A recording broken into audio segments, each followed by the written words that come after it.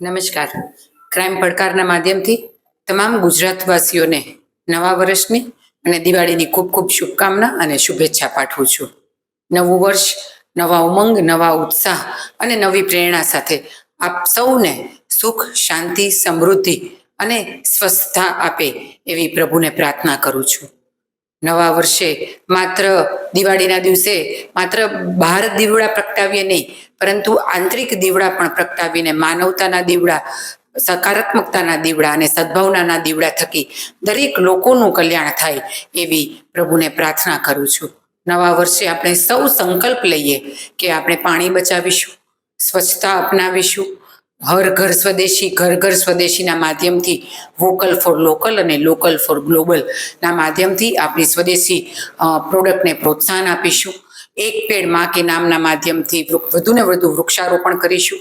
આપણા પર્યટન સ્થળોને અને આપણે દેશના જોવાલાયક સ્થળોને વધુ પ્રોત્સાહન આપીશું અને આપણા ધંધા રોજગારને મજબૂત કરીશું.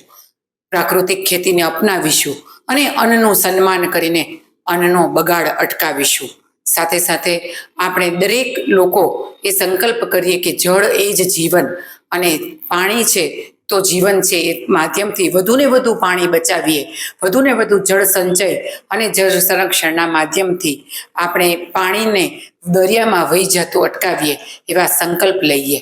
મેદસ્વીતા મુક્ત ભારતના અભિયાન થકી આપણે સૌ હેલ્ધી લાઈફસ્ટાઈલ અને હેલ્ધી ખાવા પીવાનું અપનાવીએ.